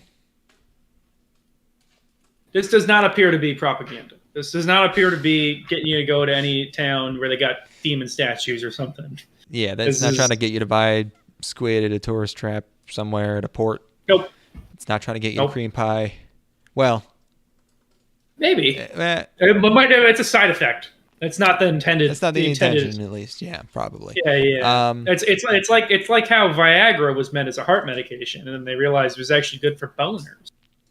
I thought it was eye stuff. I think it was something for the eyes, like cataracts or something, or glaucoma. I'm gonna look at Viagra history. I think I'm gonna say glaucoma. It was developed by Pfizer for the treatment of hypertension. Oh. And angina pectoris, chest pain due to heart disease. But then they used it for boners.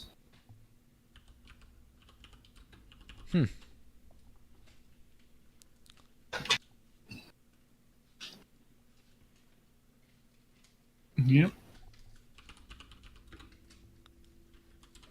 Cool. Maybe was it Cialis? Why did I think it was an eye thing? Yeah, I'm sure all of those were developed for other things, and then they end up giving you boners.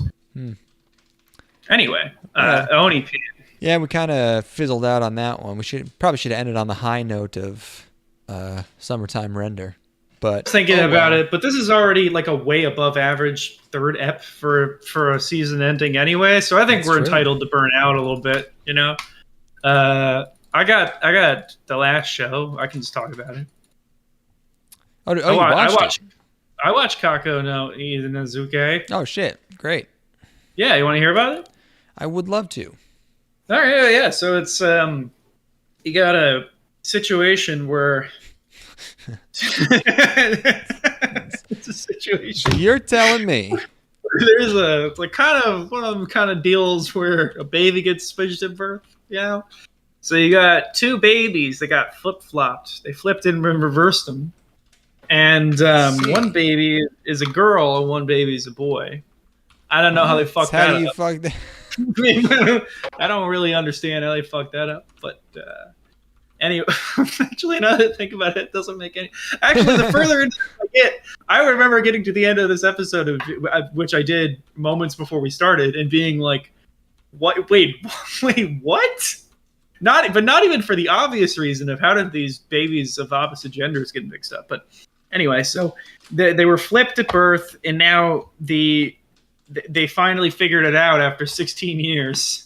And they're going to meet the main character, who's the boy, is going to meet his biological family for the first time. And he intends to remain with his pseudo-adoptive family, you know, the ones who he was accidentally given to, because he grew up with them and he loves them because they're his family.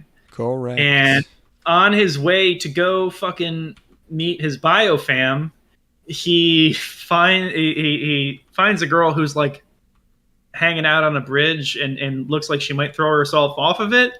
So he grabs her and pulls her down. It's like, no, don't throw your life away. And when he's doing that, her phone takes a photo, and in the photo he's groping her. And it turns out she wasn't actually going to kill herself, which I don't think is actually going to be the case. But I think she was going to kill herself, but she's doing this as a cover. She wasn't going to kill herself. She was just trying to take a photo to scare her mom, who she doesn't like. Anyway, she uses the photo of him groping her as blackmail to convince, because she's got an arranged marriage that she doesn't want to do. She doesn't want to go through with the arranged marriage. Yes. And so she's like, you're going to pretend to be my boyfriend to convince them not to have me go through with this arranged marriage. Otherwise, I will use this as blackmail, and you will get kicked out of school for sexually assaulting. I don't know if that's how arranged marriages work. I don't know if you can just be like, no, I already have a boyfriend. Well, so this is where things get hog wild. I'm sure you obviously see where this is going, and of course I did in the moment too. But so they go through this fucking date, and she dresses him up like a thug so they could take photos of him being scary together, of them being scary together or whatever, to intimidate people. And anyway, so the end of the date ends, and they end on a good note, and they're like, it's like, yeah, it's a shame that I have to do this arranged marriage. Anyway, see ya. And he goes to dinner with his bio fam and his original fam. And it turns out that, who would have thunk it, the girl that he just met was the girl that he was switched with at birth. And he is the one that she is arranged to be married to, because the family realized, like, hey, if our children just get married, then we can all have them as our kids. And that is the end of the episode. And it is crazy. It's a crazy. I didn't see that coming, because I spaced out, and I thought they went on the arranged marriage date.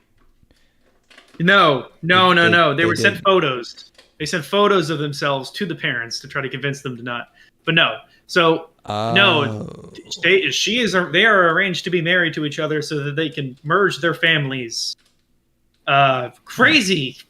What an insane. Well, I mean, that seems like less of a conflict than of having a rival male, perhaps who was in the Yakuza.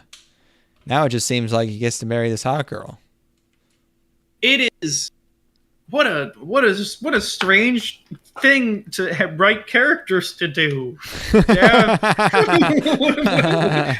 Which I got to the end of this, and I'm like, wait a minute. Okay, so we've got, first of all, children getting swapped at birth they're like 16. So this is in 2006 this is happening. Okay. Oh, look, crazy. Honey, she grew a penis. That's nice. And biologically, are the parents retarded? And one of them's a female. Okay, that's crazy. And then their solution to this is to have them get married to fix everything. And it's like, what? Oh God, you're making it so much crazier. This is already a horrible nightmare. Why would you amplify that tenfold by forcing this upon your children? Crazy. I'd be psyched about this. I don't know what the fuck your problem is, dude. That's true. And this is another one of those situations where someone was like, "Hey, here's a girl that we know," I'd be like, "Sick."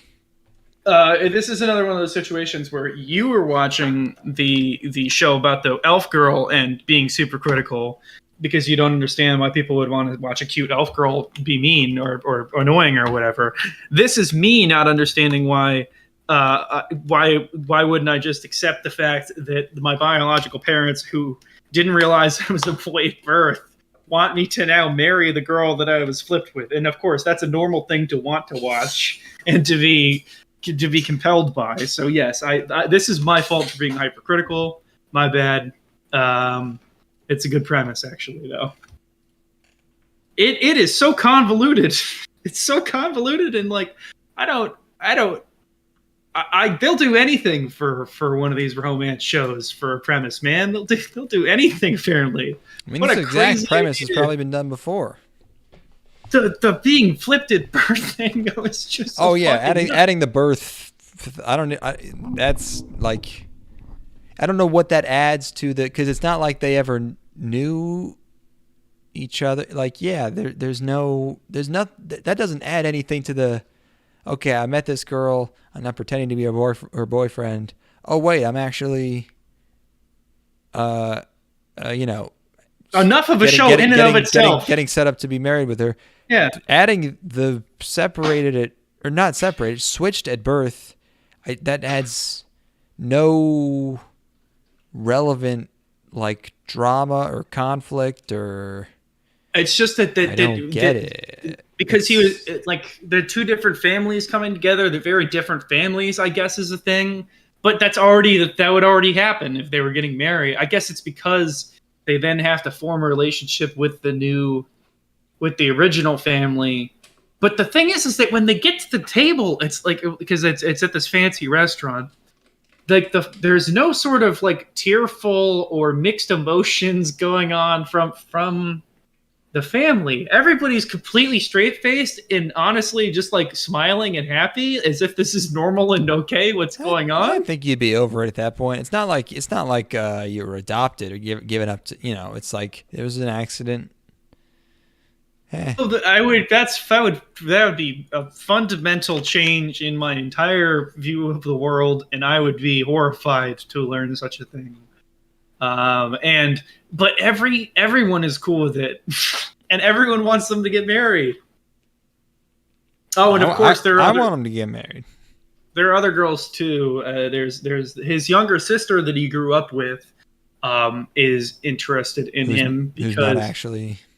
Of course, she's at the end of the show. There's 3 girls. There's the purple hair girl who you have there, who is his school rival, who is gets better grades than him, and she says that the kind of guy that she would like would be the kind of guy that's smarter than her. So he aspires to beat her so he can date her, and then his younger sister who he grew up with, who at the end of the episode is reading a manga, and she's like, wait a minute, my brother isn't my brother. I can bone him. And then there's oh yeah, you skipped over kind of the most important part. How did they find out that they got the wrong kid after all those years? Did they take a test? I don't remember. I don't remember. What was the instigating, like, wait a second, we have the wrong fucking kid? I think they got like genetic work done or something. I don't remember. I don't quite recall. I didn't pick up on that. There was a lot of other stuff going on that was you were being overwhelmed. Perhaps. So that's that. Yeah. All right. Well, that sounds like a trip. It was fucking A. What a strange season. At least it wasn't boring. There were a few boring things, yeah. At least even some of the terrible isekais were perplexing in somewhat new ways.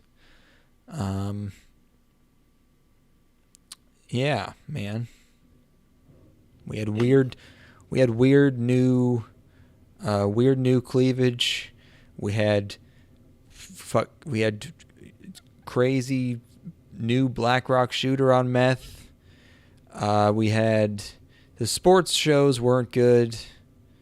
That's disappointing. Except the golf show though made up for almost all of it. Golf show was nutball. Lost in all of this is the fact that golf show is insane. Yeah, no, I had no all this other shit had completely overwhelmed that, but that was enjoyable in its own right. Yeah, and fucking. Yeah, I didn't. There was horrible rape with piss. Yeah, you don't get that too often. Yeah, that's shocking. We got little ghost girls. That's a little bland and weird. The second part was really fucking weird. The second part of the season that we did was like. I was kind of losing it a little bit where every show was like cutting back to stuff that already happened or doing new perspectives on things that had happened. And I'm glad that we had a more kind of conventional end to the season here where there's just like nothing super garbage and fucking Chinese general guy coming to the present right off the bat. Whoa, yeah, that's right, dude. And apparently people are liking that one. So maybe that one it wasn't like terrible, but maybe that shit's good. I don't even know. I think the worst thing I watched all season, other than Skeleton Man, was maybe the horse show. But the What If My Girlfriend Was a Little Girl show wasn't bad. That one. That was Iron. That wasn't even bad. Yeah. Whatever. I guess maybe there's stuff worth watching in here. Yeah, we might end up doing an episode on one of these things. Who fucking knows? If something goes completely insane, we'll probably end up finishing one of these. Oh yeah, Summertime Render is a real fucking mind-bending psychological thriller. We're gonna have to dissect that one, right? Yeah, we'll do that for the Taxi first treatment. episode for the new rebrand. We'll just go out right off the bat. Go with something people might actually watch. Yeah. Right. Sick. Season completed. Accomplished. I also watched the first couple episodes of the new Kaguya-sama. Still good. They're just gonna keep making it forever. They fucked in that manga. They had sexual intercourse. Good. Yeah. They got into it. And then the nerd otaku guy that everyone hates ends up with like the Nazi hall monitor girl who's really cute. It's great. That whole thing's great. All right. Yeah. There you go. Thank you very much for Thank you. the season, Mr. Japan.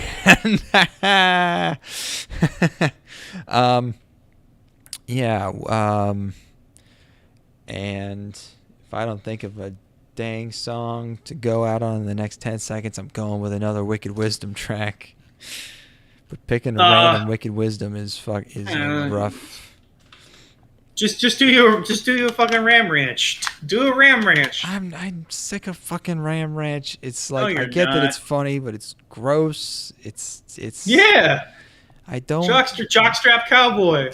Yeah, no, I don't need Time Machine. I don't need more. Does he say Time Machine? I got a song called Time Machine.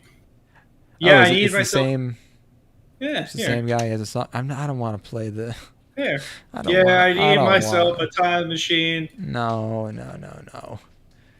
Here, what's if I've been listening to? I don't think I've been listening to songs on YouTube. This one doesn't seem to have much talking about cocks in it.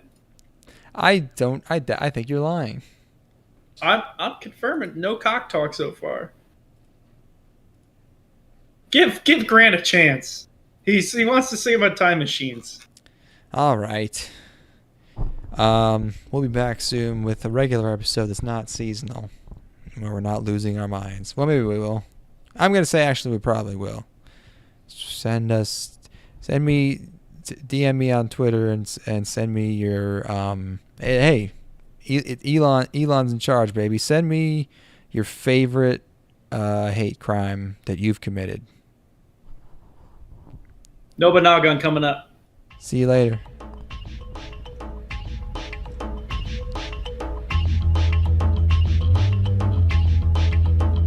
Yeah, I need myself a time machine so I could go back into time and pick out the dates I want to appear again.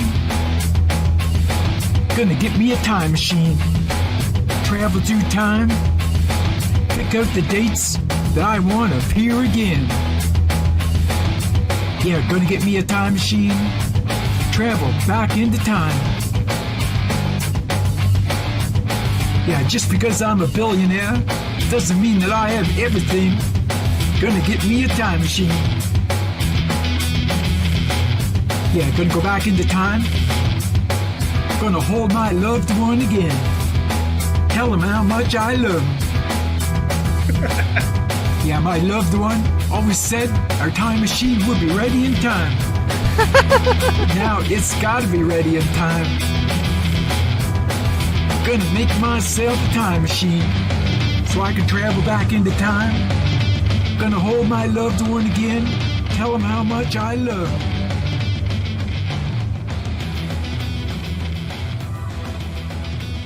Yeah, gonna make sure our time machine is only used for love. Time machine, gonna build me a time machine.